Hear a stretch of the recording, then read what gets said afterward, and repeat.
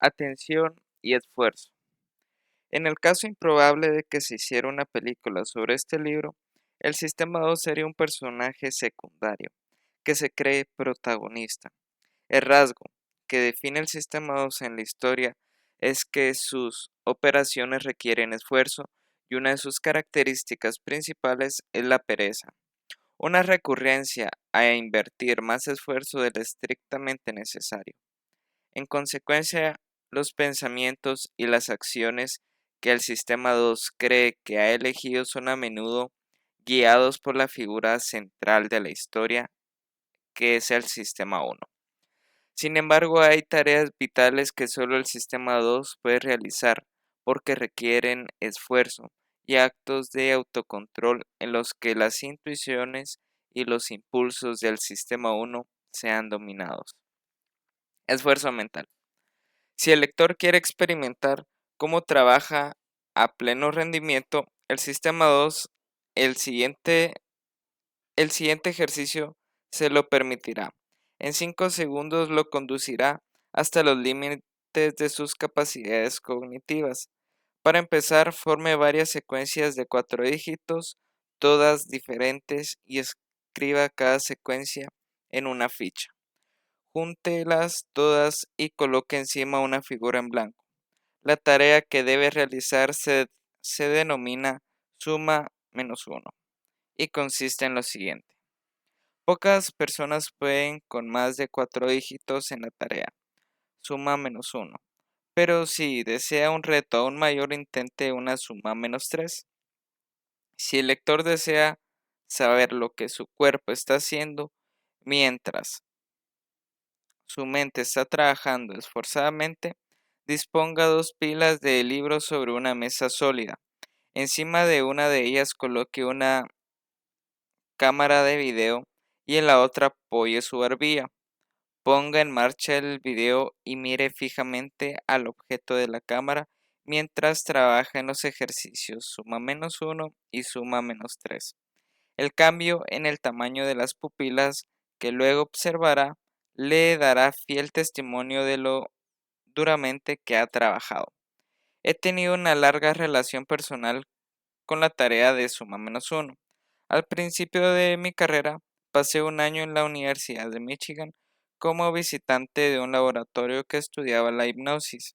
Buscando un tema provechoso de investigación en Scientific American, encontré un artículo en el que el psicólogo Escher Hess describía la pupila del ojo como una ventana al alma. Lo he relacionado recientemente y de nuevo lo he encontrado sorprendente.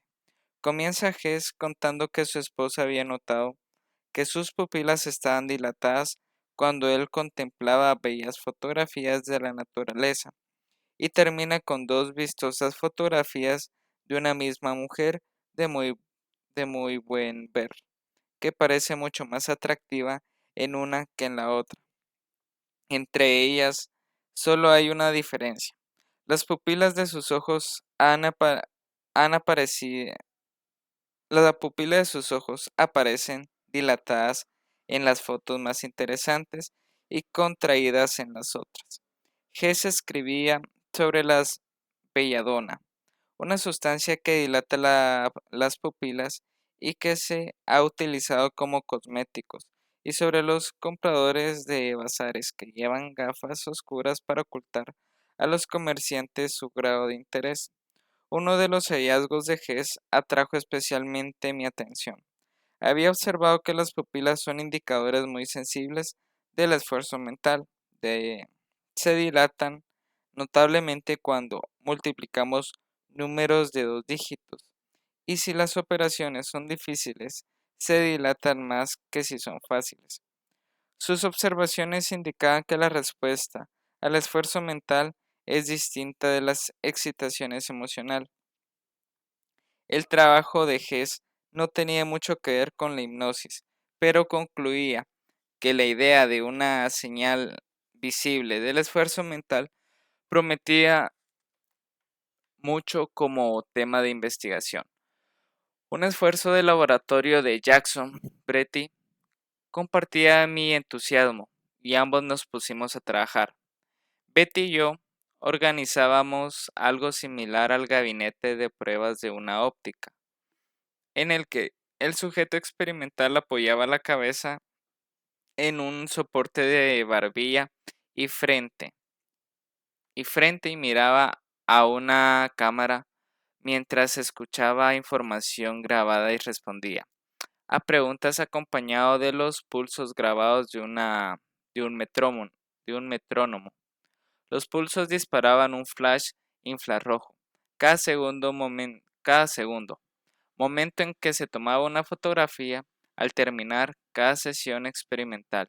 Corríamos a revelar la película. Proyectábamos las imágenes de la pupila en una pantalla y nos poníamos a medirla con una regla. El método era el más idóneo para investigar jóvenes e impacientes. Conocíamos los resultados casi inmediatamente y estos siempre nos mostraban hechos claros. Betty y yo nos concentrábamos en tareas rítmicas como suma menos uno, en las que en todo momento sabíamos con precisión qué sucedía en la mente del sujeto. Grabábamos secuencia de dígitos en pulsos de metrónomo y pedíamos al sujeto que repitiera o modificara los dígitos uno a uno, manteniendo el mismo ritmo. Pronto descubríamos que el tamaño de las pupilas variaba segundo a segundo, reflejando las demandas cambiantes de la tarea. La forma de la respuesta era una V invertida. Como el lector ha podido experimentar si ha hecho los ejercicios suma menos uno o suma menos 3, el esfuerzo crece con cada dígito sumado que oye hasta alcanzar un pico casi insoportable cuando se apresura a producir una secuencia transformada durante e inmediatamente después de la pausa, y decrece gradualmente cuando descargaba. Su memoria a corto plazo. Los datos de las pupilas corresponden exactamente a una experiencia subjetiva. Secuencias largas producían infaliblemente dilataciones mayores. La tarea de transformación aumentaba el esfuerzo, y el pico en el tamaño de las pupilas coincidía con el esfuerzo máximo. Un ejercicio de suma menos uno con 4 dígitos producía mayor dilatación que la tarea de retención de 7 dígitos para su recuerdo inmediato. Suma menos 3, que es mucho más difícil, es la tarea más exigente de todas las que he observado. En los primeros 5 segundos la pupila se dilata en un 50% de su tamaño original y las pulsaciones cardíacas aumentan en unas 7 por minuto. Cuando propusimos a los sujetos más dígitos de los que podían recordar, sus pupilas dejaron de dilatarse o se contrajeron. Durante unos meses trabajamos en una espaciosa habitación del sótano en la que habíamos instalado un sistema de circuito cerrado que proyectaba una imagen de las pupilas del sujeto en una pantalla situada en el pasillo. También podíamos oír lo que estaba sucediendo en el laboratorio. El diámetro de las pupilas proyectada era de alrededor de un pie, unos 30 centímetros. Verla dilatarse y contraerse cuando el participante estaba trabajando era una experiencia fascinante, y todo en una atracción para los visitantes de nuestro laboratorio. Nos divertíamos e impresionábamos a nuestros invitados con nuestra capacidad para adivinar cuándo el participante abandonaría la tarea. Mientras hacía una multiplicación mental, la pupila normalmente se dilataba hasta alcanzar gran tamaño en unos pocos segundos, y así permanecía mientras el individuo se afanaba en el problema, e inmediatamente se contraía cuando encontraba una solución o desistía. Cuando observábamos desde el pasillo, a veces sorprendíamos al participante y a nuestros invitados preguntando ¿por qué lo deja justo ahora? La respuesta desde dentro del laboratorio era a menudo. ¿Cómo lo sabía? A lo que respondíamos, tenemos una ventana a su alma. Las observaciones casuales que hacíamos desde el pasillo eran en ocasiones tan informativas como los experimentos formales. Hice un importante descubrimiento una vez que estábamos ociosamente mirando la pupila de una mujer durante una pausa entre dos tareas. Ella mantenía una, ella mantenía su postura en el soporte de la barbilla, de modo que podíamos ver la imagen de su ojo mientras entablaba una conversación rutinaria con el experimentador. Me quedé sorprendido de que la pupila permanecía pequeña y no se dilataba apreciablemente mientras hablaba y escuchaba. A diferencia de las tareas que estábamos estudiando, la conversación mundana aparentemente demanda poco o ningún esfuerzo, no más que el necesario para memorizar 2 o 3 dígitos. Ese fue un buen momento para exclamar ¡Eureka! Me di cuenta de que las tareas que habíamos elegido para su estudio eran esfuerzos excepcionales. Una imagen me vino entonces a la mente, la vida mental. Hoy hablaría de la vida del sistema 2. Normalmente transcurre apreciablemente, como en un paseo agradable, a veces interrumpido por episodios de jogging y en raras ocasiones carreras desesperadas. Los ejercicios suma 1 y suma 3 son carreras y la charla causal era un paseo.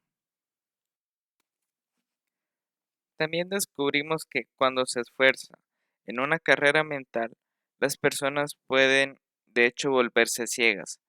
Los autores de El gorila invisible habrían hecho invisible al gorila al mantener a los observadores intensamente ocupados en contar tantos. Informamos de un ejemplo menos drástico de ceguera durante un ejercicio de suma -1. Mostramos a nuestros sujetos mientras trabajan una serie de letras en rápidos destellos, les pedimos que dieran total prioridad a la tarea, pero al final de la tarea con los dígitos les preguntamos si durante la prueba en algún momento había aparecido la letra K. El resultado principal fue que la capacidad de detectar e informar haber visto la letra en cuestión cambiaba en el curso de los 10 segundos de duración del ejercicio.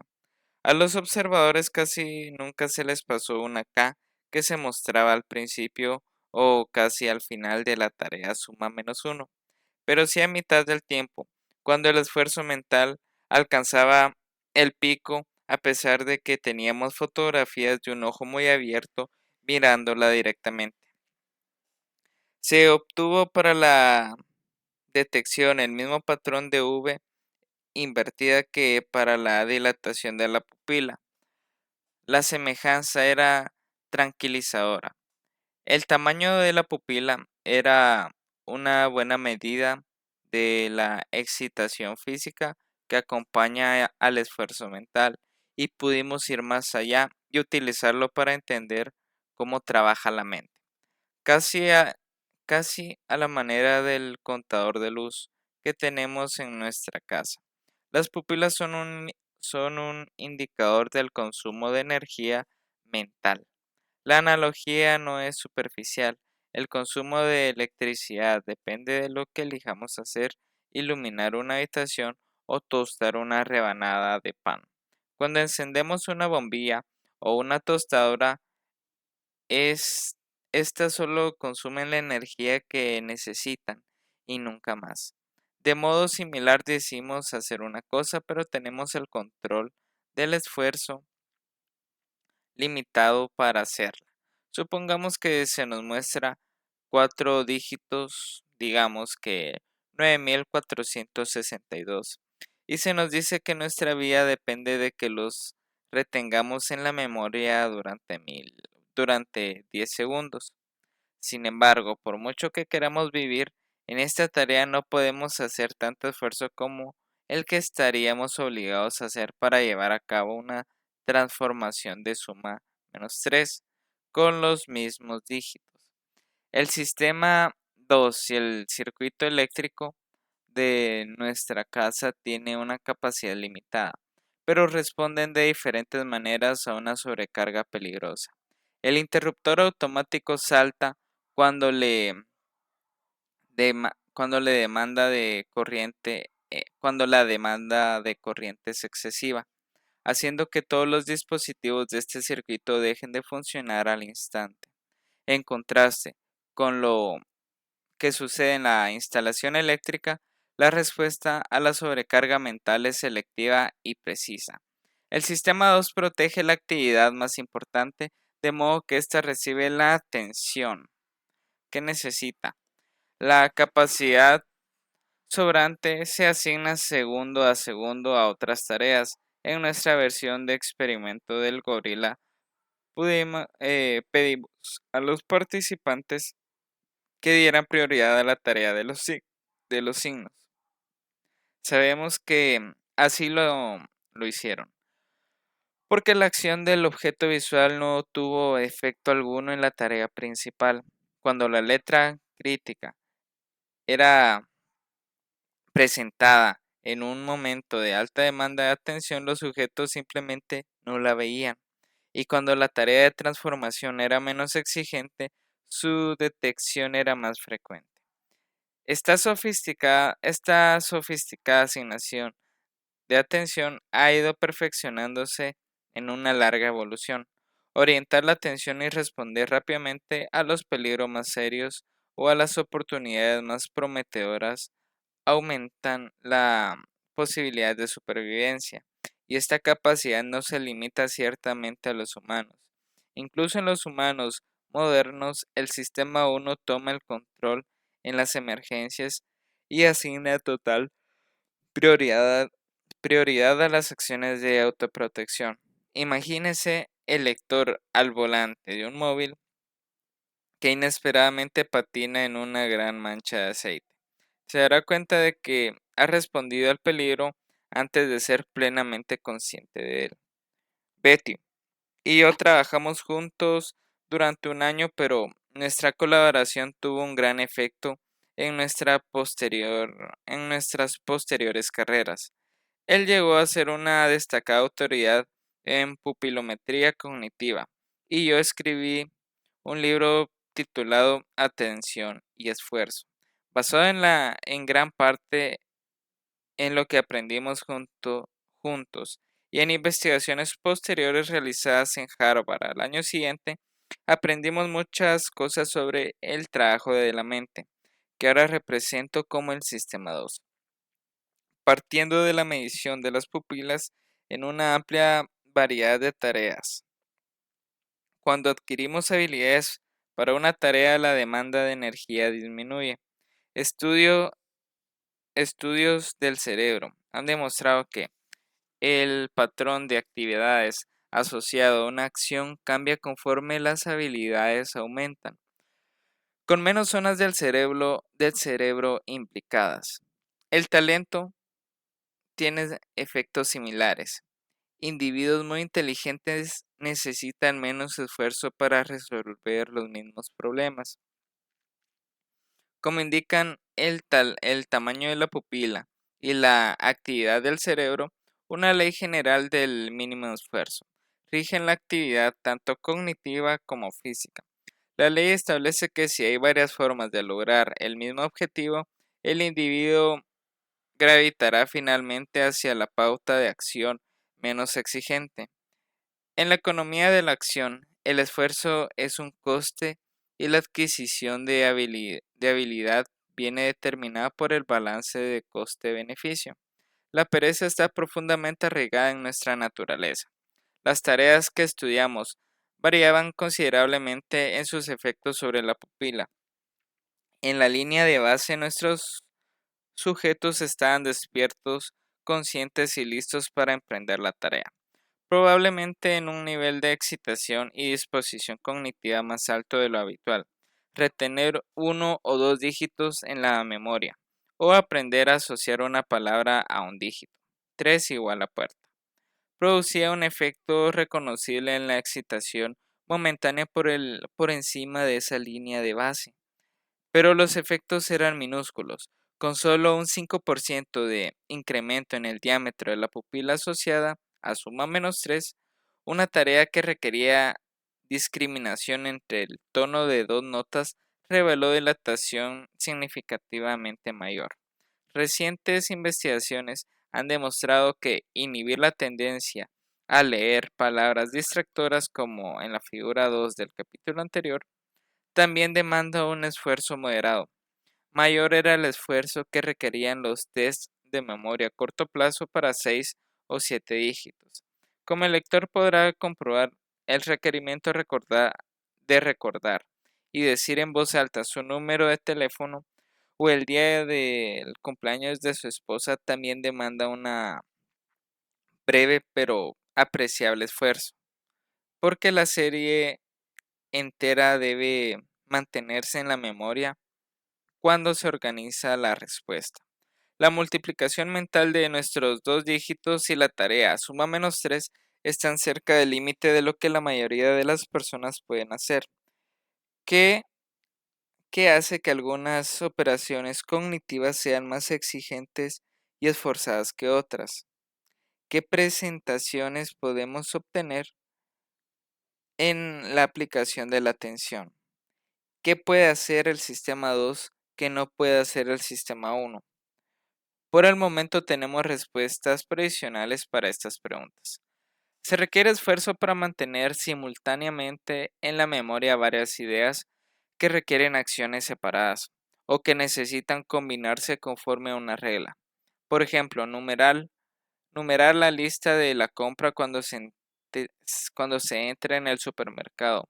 Elegir entre pescado y ternera en un restaurante o combinar un resultado sorprendente de un sondeo con la información de la muestra de ese sondeo era pequeña. El sistema 2 es el único que puede seguir reglas, comparar objetos en varios de sus atributos y hacer elecciones deliberadas entre opciones. El automático sistema 1 no tiene estas capacidades. El sistema 1 detecta relaciones simples. Todo es parece, todo se parece. El hijo es mucho más alto que el padre y sobresale en integrar información sobre una cosa, pero no trata con múltiples temas distintos ni es hábil en utilizar información puramente estadística. El sistema 1 percibe que una persona descrita como de carácter disciplinado y metódico que necesita ordenarlo y organizarlo todo y tiene obsesión por el detalle.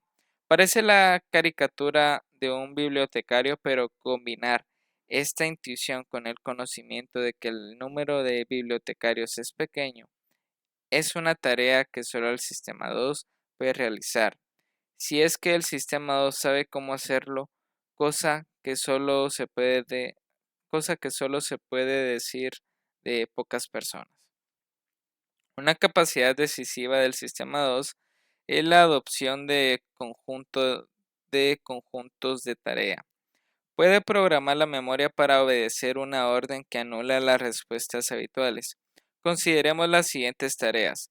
Contar todas las apariencias de la letra F en esta página. No es una tarea que el lector haya realizado antes, de modo que no encontrará nada natural, pero su sistema 2 puede realizarla.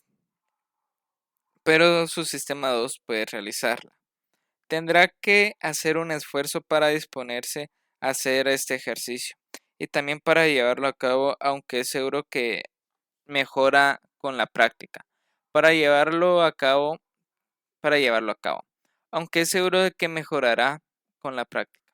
Los psicólogos hablan de control ejecutivo para descubrir la asunción y finalización de conjuntos de tarea, y los neurocientíficos han identificado las principales zonas del cerebro que están al servicio de la función ejecutiva.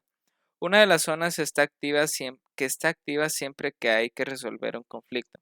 Otra es el área prefrontal del cerebro, una zona que se halla sustancialmente más desarrollada en los humanos que en otros primates y que está implicada en operaciones que asociamos con la inteligencia. Supongamos ahora que al final de esta página el lector encuentra una nueva instrucción: contar todas las comas de la página siguiente. Esto le resultará más difícil porque tendría que vencer la tendencia recién adquirida a centrar la atención en la letra F. Uno de los descubrimientos más notables que los psicólogos cognitivos han hecho en las últimas décadas es que pasar de una tarea a otra requiere esfuerzo, especialmente cuando el tiempo premia.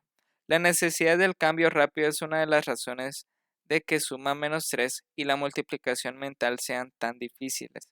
Para llevar a cabo la tarea suma menos 3 es preciso retener al mismo tiempo varios dígitos en la memoria operativa, asociando cada dígito a una operación particular. Algunos dígitos están en la cola para ser transformados, unos se hallan en proceso de transformación y otros ya transformados. Son retenidos para informar de los resultados. Los tests modernos de memoria operativa piden al individuo cambiar repetidamente entre dos tareas exigentes, reteniendo los resultados de una operación mientras se realiza la otra. La gente que hace bien estos tests tienden a hacer bien los tests de inteligencia general. Sin embargo, las capacidades de controlar la atención no es simplemente una medida de inteligencia. Las medidas de eficiencia en el control de la atención predicen en controladores de tráfico aéreo y pilotos de la Fuerza Aérea israelí, actuaciones que van más allá de los efectos de la inteligencia.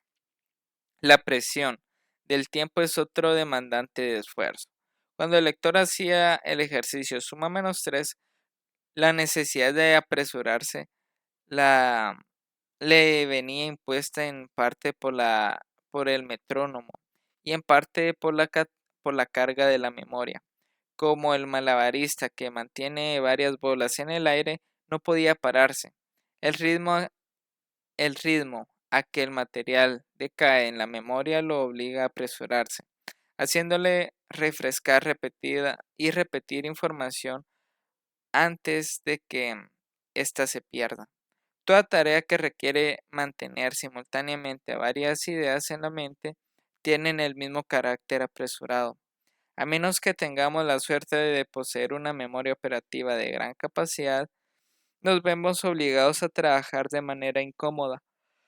Las formas de trabajar de pensamiento lento requiere que pensemos con rapidez. El lector habrá observado al hacer el ejercicio suma menos 3 lo inhabitual que es para su mente trabajar tan duramente. Incluso si pensamos en la vida cotidiana, pocas de las tareas mentales en las que nos embarcamos durante un día de trabajo son tan exigentes como suma menos 3 y nos piden tanto como guardar en la memoria 6 dígitos para su recuerdo inmediato. Normalmente evitamos la carga mental dividiendo nuestras tareas en múltiples pasos fáciles, consignando los resultados intermedios a la memoria a largo plazo o al papel antes que a una memoria operativa fácilmente sobrecargable. Cubrimos largas distancias tomando nuestro tiempo y conduciendo nuestras vidas mentales de acuerdo con la ley del mínimo esfuerzo. Hablando de atención y esfuerzo. No quiero intentar resolver esto mientras conduzco. Es una tarea que dilata la pupila. Requiere esfuerzo mental. Aquí actúa la ley del mínimo esfuerzo. Él quiere pensar lo menos posible. Ella no olvidó la reunión. Es que estaba totalmente concentrada en alguna cosa cuando se acordó la reunión y ella no te oyó. Lo que me vino rápidamente a la mente era intuición del sistema 1. Tendré que volver a empezar a buscar en mi memoria deliberadamente.